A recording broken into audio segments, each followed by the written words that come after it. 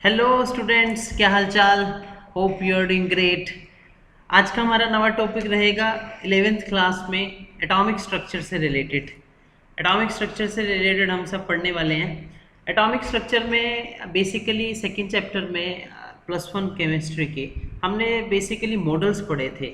उसमें से सबसे इम्पोर्टेंट मॉडल था Bohr model of atom and Rutherford model of atom.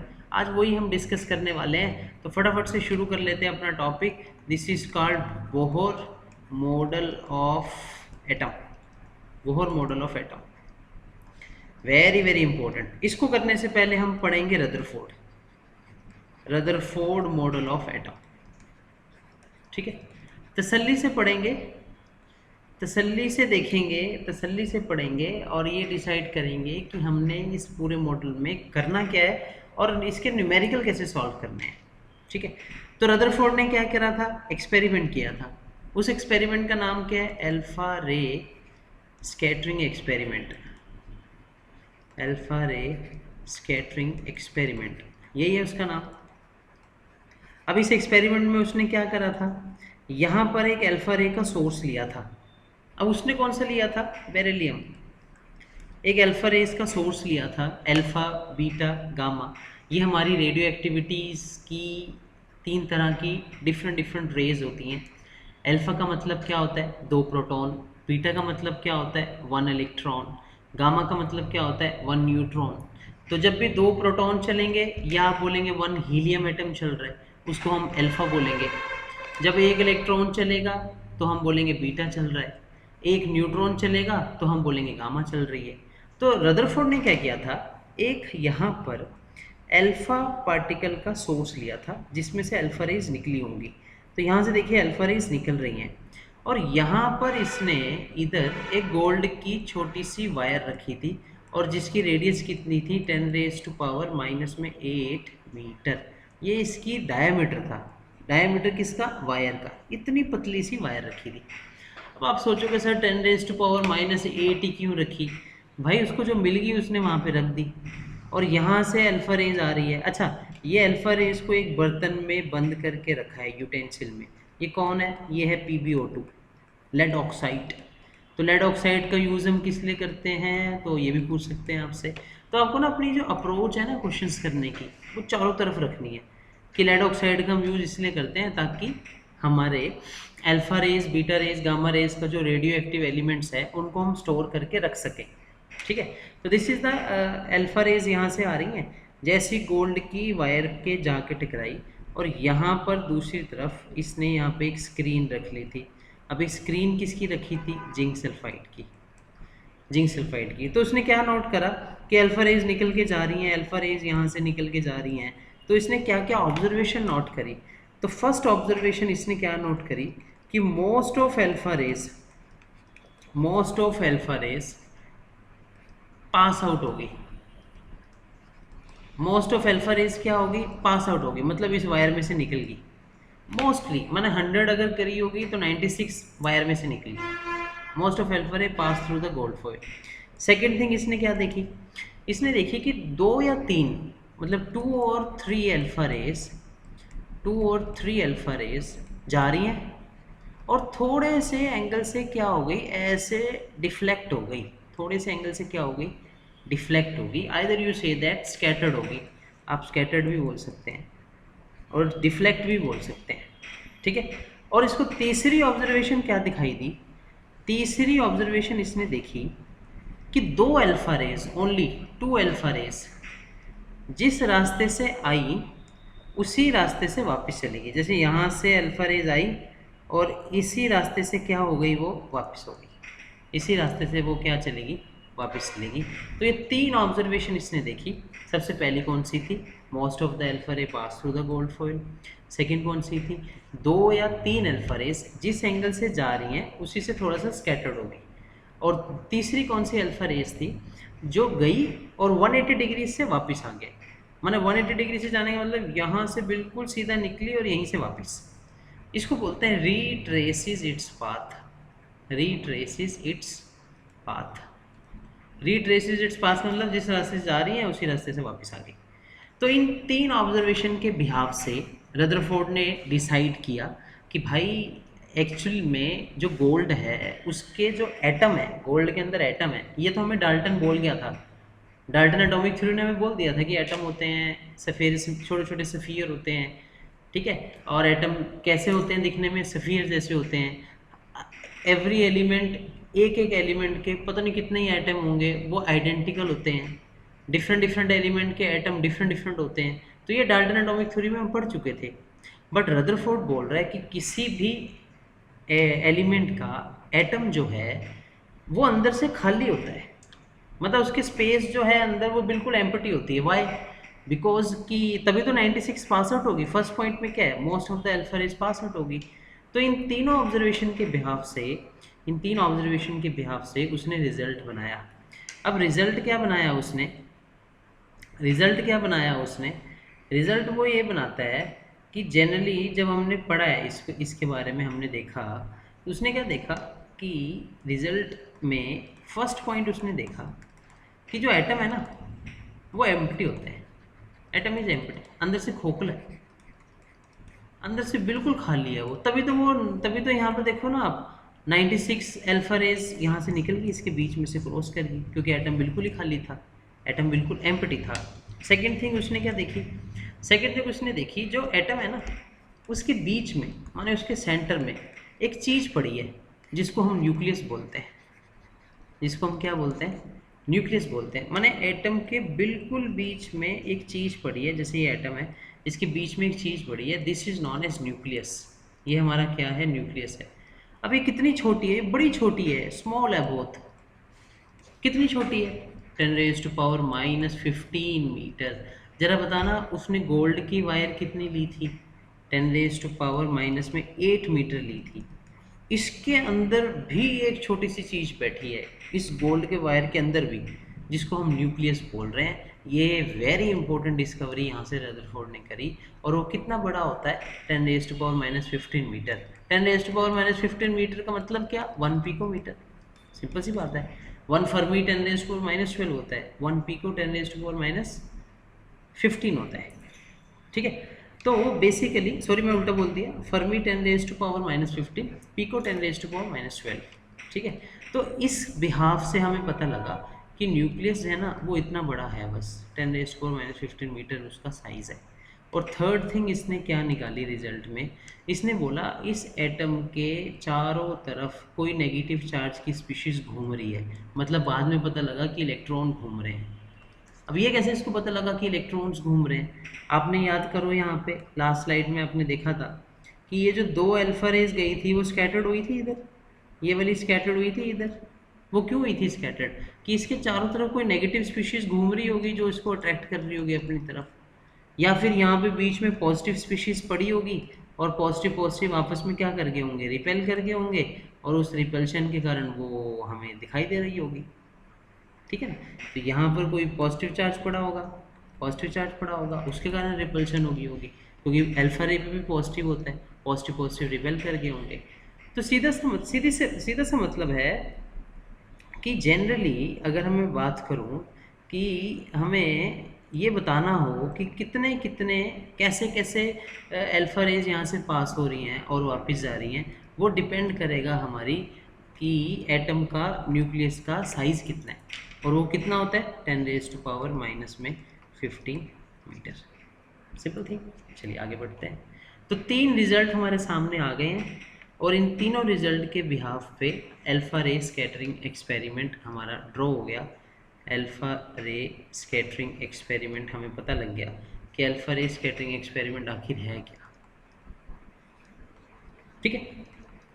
अब थोड़ा सा आगे बढ़ना है आपको, थोड़ा सा इससे आगे बढ़ना है, जो कि आपने 9th-10th में नहीं पढ़ा। इतना तो आपने, इतनी तो इन्फॉर्मेशन आपने इकट्ठी की।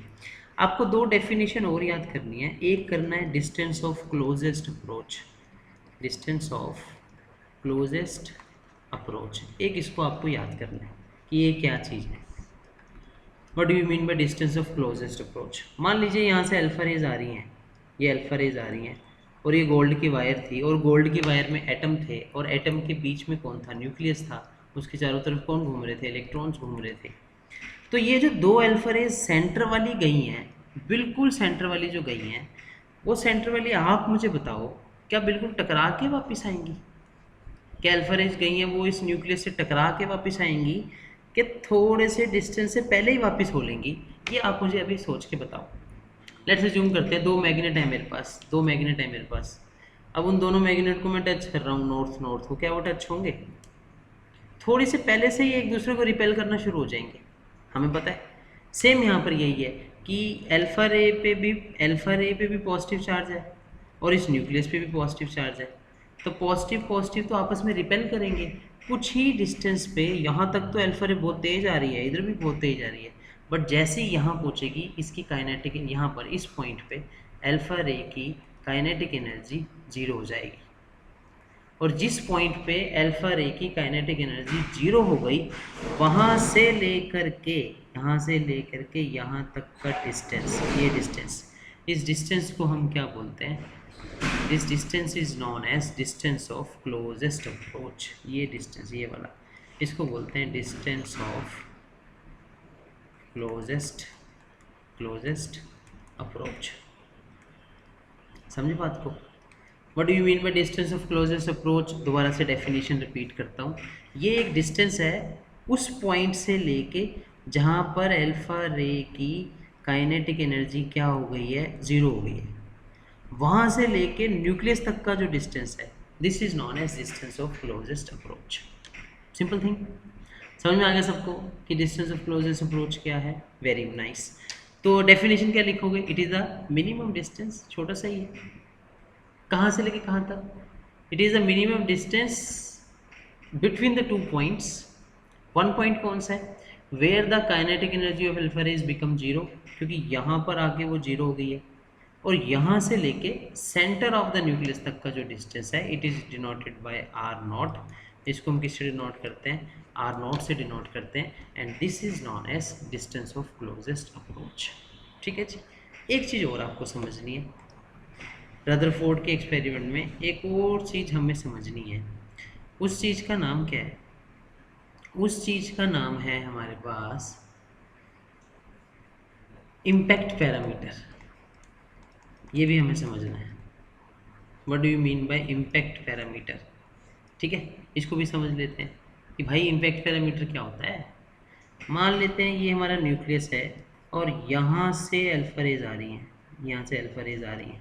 अब अल्फा रेज तो यहाँ से भी आ रही होंगी, यहाँ से भी आ रही होंगी, इधर से भी आ रही होंगी, इधर से भी आ रही होंगी, बट जो सेंटर वाली अल्फा रेज है वो गई होगी और वो वापस लौट आई होगी।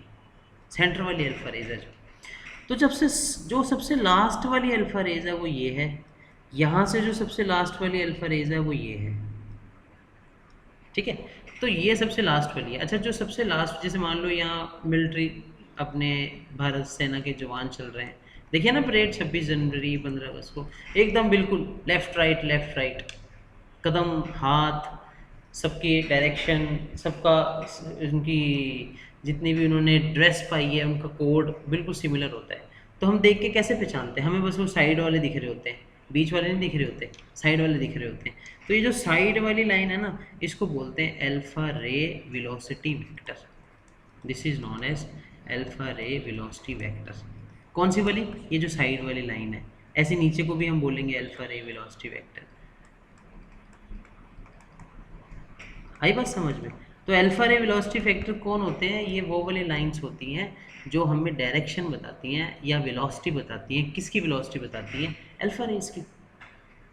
ठीक है, तो ये अल्फा रे वेलोसिटी वेक्टर मान लो सबसे लास्ट वाली लाइन, और न्यूक्लियस का जो सेंटर है वो कौन सी लाइन है? न्यूक्लियस के सेंटर वाली कौन सी लाइन है? तो न्यूक्लियस के सेंटर वाली लाइन है ये वाली, ये न्यूक्लियस के सेंटर में से जा रही है, ये ऑरेंज। तो न्यूक्लियस के सेंटर वाली लाइन और अल्फा रे वेलोसिटी के बीच में ये जो डिस्टेंस है b, इस डिस्टेंस को हम बोलते हैं impact parameter. Very very important.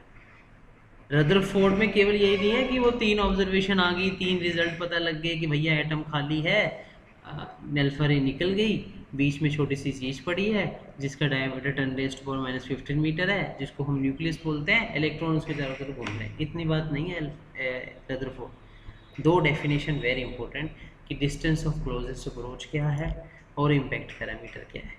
तो इम्पैक्ट पैरामीटर की डेफिनेशन क्या लिखोगे?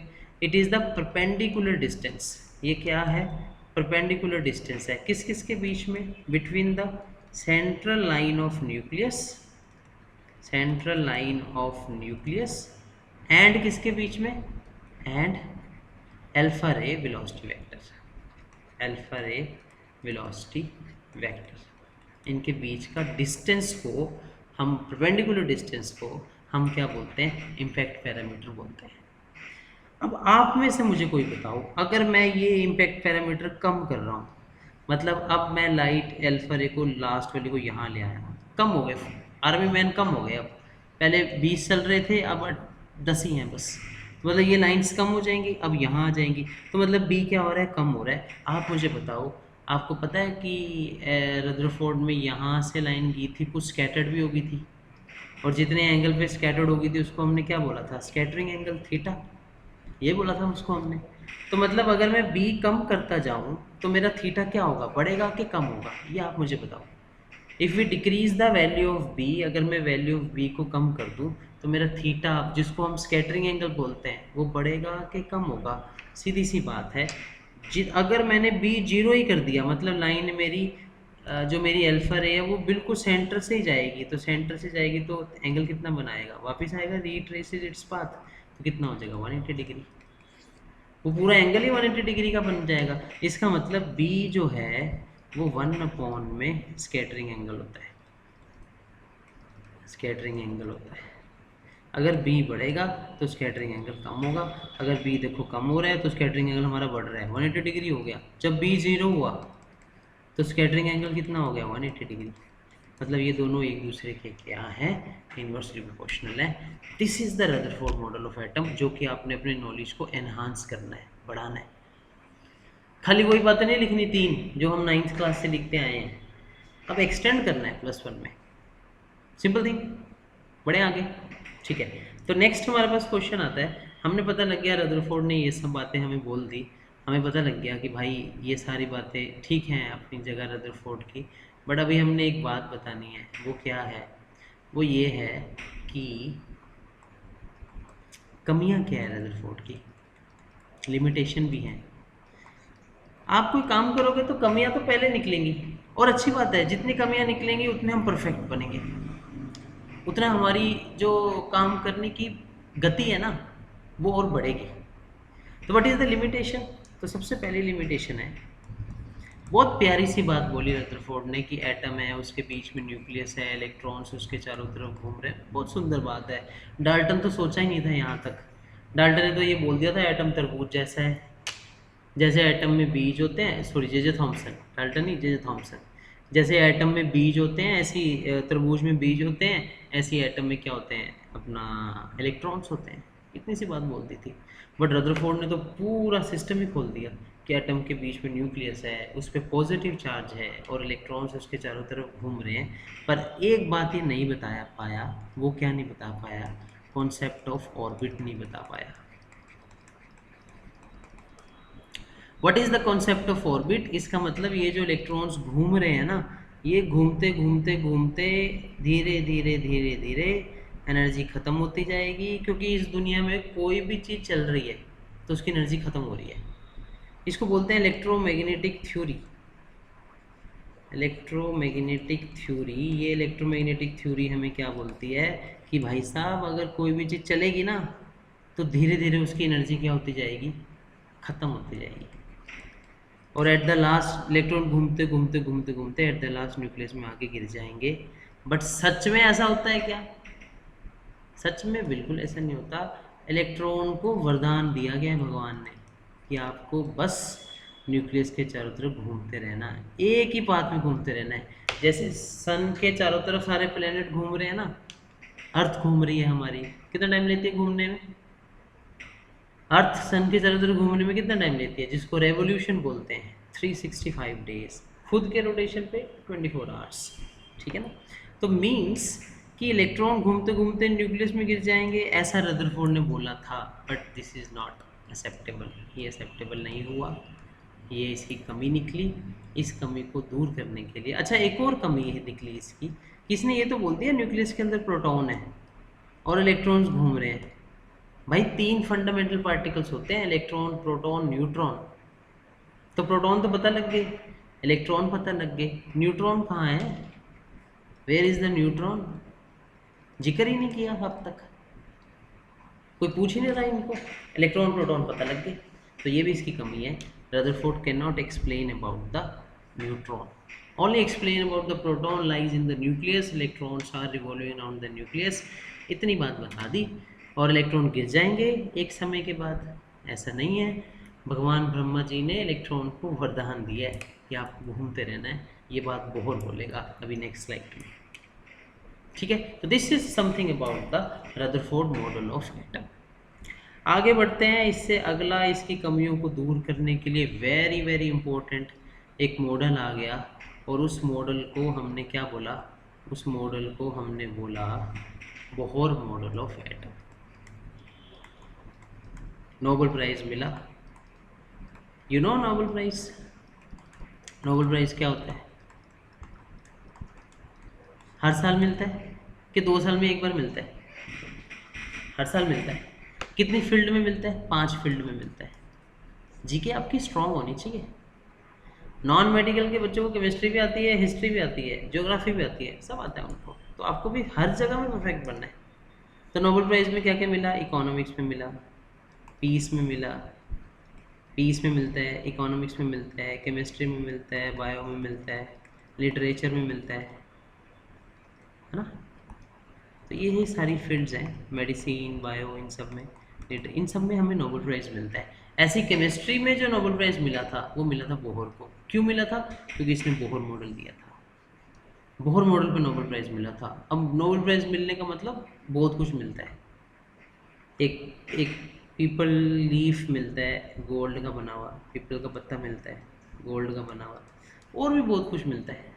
अब ऐसी क्या बात बोल दी भाई उसने कि इसको इतना कुछ मिल गया, हमें समझनी पड़ेगी। एक एक करके अच्छे से समझते हैं कि बोहर ने ऐसी क्या बात बोल दी, इतना सब कुछ मिल गया उसको। तो बोहर क्या बोल रहा है भाई? बोहर ने पहली बात बोली कि एटम होता है, उसके बीच में न्यूक्लियस है, पता है, सारी सारी दुनिया को पता है न्यूक्लियस है, और इलेक्ट्रॉन्स घूम रहे हैं, सबको पता है इलेक्ट्रॉन्स घूमते हैं न्यूक्लियस के चारों तरफ। तो बोहर ने ये बोला कि ये जो इलेक्ट्रॉन घूमते हैं ना, ये गिर नहीं जाएंगे इसके अंदर, ये घूमते रहेंगे, और जिस रास्ते में घूमते रहेंगे ना, जिस पाथ में रिवॉल्व करते रहेंगे, उसको ऑर्बिट बोलते हैं। उसको क्या बोलते हैं? ऑर्बिट बोलते हैं। और इसकी ऑर्बिटल की जो शेप होती है वो कैसी होती है? सर्कुलर होती है। ये बोहर ने बोला है। अब खाली बोला ही नहीं है, इसका रीज़न भी बताया भाई, ऐसा क्यों, ऐसा क्यों है कि इलेक्ट्रॉन घूमते ही रहेंगे, न्यूक्लियस में नहीं गिरेंगे। वो बोलता है, बोहर ने बोला कि इस इलेक्ट्रॉन और ये न्यूक्लियस के बीच में ना एक फोर्स लग रही है, उस फोर्स को हम क्या बोलते हैं? Electrostatic force. Electrostatic force. और इस इलेक्ट्रोस्टैटिक फोर्स का फॉर्मूला होता है के Q1 Q2 upon are square. Sir Q1 क्या है? What do you mean by Q1 sir? Q1 मतलब charge on nucleus, charge on nucleus मतलब न्यूक्लियस पे कितना चार्ज है। सर न्यूक्लियस पे कितना चार्ज होता है? भाई उसमें जितने प्रोटॉन होते हैं। तो Q1 की जगह हम क्या लिखेंगे? Q1 की जगह हम लिखेंगे Ze। Ze मतलब atomic number, what do you mean by atomic number? Number of proton. और E मतलब एक प्रोटॉन पे कितना चार्ज है, तो Ze Q1 की जगह लिखेंगे। What do you mean by Q2? Q2 का मतलब ये जो इलेक्ट्रॉन घूम रहा है ये, तो Q2 को हम क्या लिखेंगे? E लिखेंगे। तो Fe कितनी आ जाएगी? Fe आ जाएगी के Ze इंटू में E अपॉन में आर स्क्वायर। तो this is the formula of electrostatic force. ये किसका फॉर्मूला आ गया? इलेक्ट्रोस्टैटिक फोर्स का फॉर्मूला आ गया, ठीक है। अब जब इलेक्ट्रोस्टैटिक फोर्स का फॉर्मूला हमें पता लग गया, तो इसके बाद हमने चेक किया कि एक और फोर्स लग रही है। एक तो इन दोनों के बीच में लग रही है चार्जेस के बीच में, इसलिए इसको इलेक्ट्रो का मतलब होता है चार्ज, और स्टैटिक का मतलब होता है रेस्ट। इसमें से एक न्यूक्लियस रेस्ट में, ये घूम रहा है, तो इसलिए इलेक्ट्रोस्टैटिक फोर्स लग रही है। इस इलेक्ट्रोस्टैटिक फोर्स के कारण एक नई फोर्स और जनरेट हो रही है, उसको बोलते हैं Fc, मतलब सेंट्रीपिटल फोर्स। Centripetal force. अब ये सेंट्रीपिटल फोर्स कौन सी है, जो इसको अलग अलग गोल गोल घुमा रही है। इस पूरी दुनिया में कोई भी चीज़ जब राउंड में घूम रही है ना, तो वो एक ही फोर्स के कारण घूम रही है, जिसको हम बोल रहे हैं सेंट्रीपिटल फोर्स। सही है। तो इस पूरे पहले पॉइंट में हमारे पास दो बातें निकल के सामने आई बोहर की बोली हुई। वो दो बातें कौन सी हैं? वो दो बातें हैं कि फर्स्ट बात में उसने बोला है कि जनरली जो इलेक्ट्रोस्टैटिक फोर्स है वो सेंट्रीपिटल फोर्स के इक्वल है। माना सेंट्रीपिटल फोर्स इलेक्ट्रोस्टैटिक फोर्स ने ही पैदा करी है। जैसे हमारी अर्थ घूमती है, सन घूमता है, सन तो रेस्ट पर है, अर्थ इसके चारों तरफ घूम रही है। क्यों घूम रही है भाई? इनके बीच में फोर्स लग रही है। कौन सी फोर्स लग रही है सर? सबको पता है, ग्रेविटेशनल फोर्स लग रही है। और इस ग्रेविटेशनल फोर्स से सेंट्रीपिटल फोर्स पैदा हो रही है जो इसको घुमा रही है। तो मतलब सेंट्रीपिटल फोर्स अपने आप पैदा नहीं होती, इसको पैदा करने के लिए कोई दूसरी फोर्स चाहिए। तो F E is equal to F C, this is the Bohr first point. F E का फॉर्मूला मैंने बताया कि जेड ई स्क्वेयर अपॉन में R square is equal to F C मतलब एम वी स्क्वेयर अपॉन में R. So this is the first point of Bohr model of atom. ये Bohr model का पहला पॉइंट है। आपको पूरी डिटेल तसल्ली बख्श करनी है। सेकंड पॉइंट क्या कहता है? सेकंड पॉइंट बोलता है भाई ये न्यूक्लियस है, इसके चारों तरफ इलेक्ट्रॉन्स घूम रहे हैं। तो ये जो इलेक्ट्रॉन्स घूम रहे हैं ना इसके चारों तरफ, इनमें कोई ना कोई एक और चीज़ है जो इनको घुमा रही है, उसको बोलते हैं एंगुलर मोमेंटम। क्या बोलते हैं उसको? Angular momentum. और उस एंगुलर मोमेंटम का फॉर्मूला क्या होता है? M we R. This is the angular momentum जो इस इलेक्ट्रॉन्स को इसके चारों तरफ घुमा रहे हैं। और ये हमेशा कितना होता है? ये होता है एन एच अपॉन में 2 pi. So the m we r is equal to n h upon में 2 pi. This is called Bohr का सेकेंड पॉइंट, कि ये जो इलेक्ट्रॉन्स इसके चारों तरफ घूम रहे हैं, किसके चारों तरफ? न्यूक्लियस के चारों तरफ। और वो कितने होंगे? एम वी आर उसका मोमेंटम होगा और वो एन एच अपॉन 2 पाई के इक्वल होंगे। माने हम उसके मोमेंटम को कैलकुलेट कर सकते हैं। मतलब एंगुलर मोमेंटम इज क्वांटाइज्ड, इसका ये भी मतलब है। क्वांटाइज्ड का मतलब होता है जैसे हमारे सामने चीनी पड़ी है, हमें पता है भाई वो 5 किलो की है। आटा पड़ा है, हमें पता है भाई वो 10 किलो का है। ऐसे ही हम एंगुलर मोमेंटम को भी निकाल सकते हैं। Simple thing. सेकंड पॉइंट तो पहला फॉर्मूला हमारे पास ये है, सेकंड फॉर्मूला हमारे पास ये है। थर्ड पॉइंट एक और बोहर का बचता है, जिसके कारण बोहर नोबेल प्राइज़ ले गया, पूरे विश्व में बोहर का नाम हो गया। ऐसा कौन सा पॉइंट था? ऐसा पॉइंट था हमारे पास थर्ड पॉइंट। वो क्या था?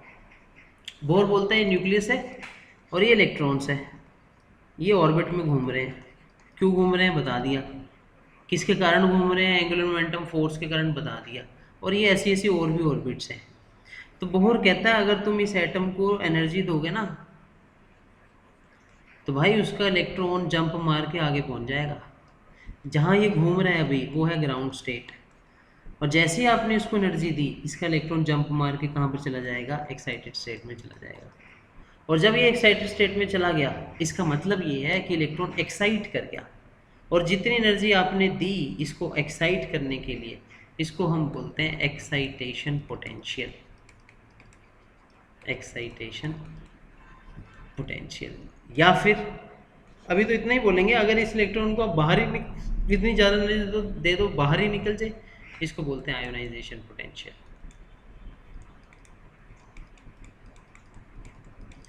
तो भाई आपने इसको एनर्जी दी, तो जैसे ही आपने इसको एनर्जी दी तो बोहर के अकॉर्डिंग जैसी एनर्जी दी गई इसको, इसका इलेक्ट्रॉन क्या हो गया? जंप मार के एक्साइट हो गया। जैसे आप अपने घर में होते हो 24 आवर्स 2 घंटे के लिए ट्यूशन पढ़ने के लिए जाते हो, तो ट्यूशन आपकी क्या है? एक्साइटेड स्टेट है। घर आपका क्या है? ग्राउंड स्टेट है। और फिर जो घर में आप गए तो घर में तो ज़्यादा समय रह रहे हो, तो वो ग्राउंड स्टेट है। ट्यूशन 2 घंटे के लिए गए हो तो वो एक्साइटेड स्टेट है। तो कुछ समय के बाद जैसे ही इलेक्ट्रॉन एक्साइट करके जाएगा, 2 घंटे ट्यूशन पढ़ के वापस आएगा अपनी ग्राउंड स्टेट में, वापस आएगा, ये वापस भी आएगा। और जब वापस आएगा तो एनर्जी छोड़ते हुए आएगा। देख लो आप बात, देख लो कितनी ज़बरदस्त बात है। एनर्जी रिलीज़ करते आएगा। जब जंप मारी है तो एनर्जी दी है, और जब वापस आया तो उसने एनर्जी रिलीज़ करी है। कैसे एनर्जी रिलीज़ करी है? In the form of light. In the form of light. Light की फॉर्म में उसने एनर्जी को क्या कर दिया, रिलीज़ कर दिया है। और आपको पता होना चाहिए लाइट क्या होती है। लाइट होती है, लाइट का फार्मूला क्या होता है आपको पता होना चाहिए। लाइट का फार्मूला है E is equal to H nu, photon. Light मतलब फोटोन। तो ये न्यूक्लियस था, ये ग्राउंड स्टेट थी, यहाँ पे इलेक्ट्रॉन था, ये इसकी एक्साइटेड स्टेट थी। आपने इसकी एनर्जी दी, इलेक्ट्रॉन जंप करा, फिर वो वापस आया। जब वो वापस आया तो एनर्जी छोड़ते हुए आया, और जब एनर्जी छोड़ते हुए आया तो वो एच न्यू थी। और ये एच न्यू कितना होगा, ये होगा हमारा E1, ये होगा हमारा E2। तो ये एच न्यू कितनी होगी, E2 माइनस में E1। दोनों की एनर्जी का डिफरेंस, एक्साइटेड स्टेट की एनर्जी E2, ग्राउंड स्टेट की एनर्जी E1, इन दोनों एनर्जी के डिफरेंस को हम एच न्यू बोलेंगे, मतलब फोटोन बोलेंगे, जो उसने लाइट को छोड़ा है। तो इन तीनों पॉइंट्स बताने के बाद पूरे वर्ल्ड में बोहर का नाम हो गया। इस उपलब्धि के कारण बोहर को क्या मिला, क्या मिला, नोबेल प्राइज। 3 पॉइंट्स आपको समझ में आए। अब इतना सब कुछ करने के बाद भी लोगों ने कमियां निकालनी हैं। जैसे रदरफोर्ड की निकाली थी, अब ऐसे बोहर की भी कमियां निकाली। अब बोहर की कमियां क्या निकाली, this is the last point of our presentation. ये भी बहुत इंपॉर्टेंट चीज़ है कि भाई बोहर की कमी क्या रही, इतना सब कुछ तो बता दिया, अब क्या कमी रहेगी। तो what is the limitation of Bohr model.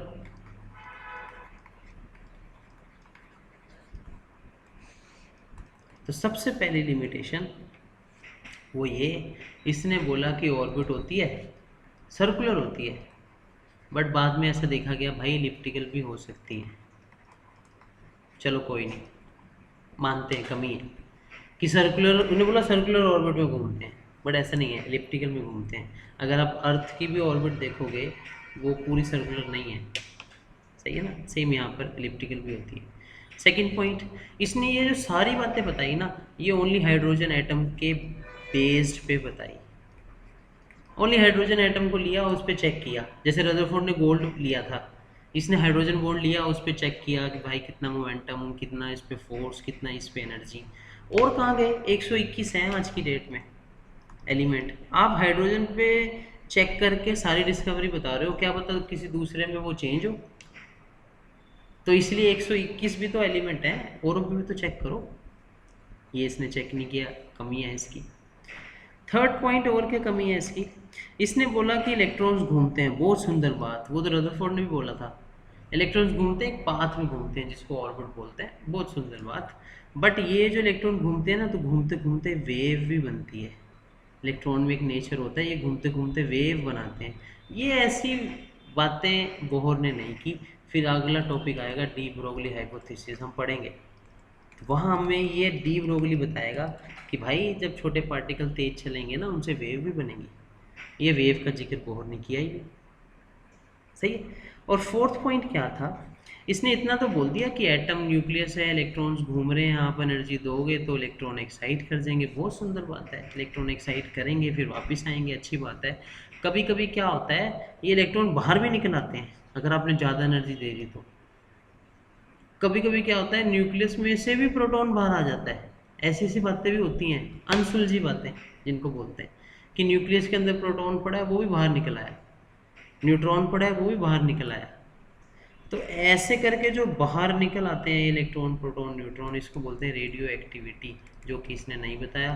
फिर एक साइंटिस्ट आएगा हेनरी बैक्यूरेल, वो उसने रेडियो एक्टिविटी की डिस्कवरी करी। फिर मैडम क्यूरी आएगी, मैडम क्यूरी, वो भी रेडियो एक्टिविटी के बारे में हमें आगे बताएंगे,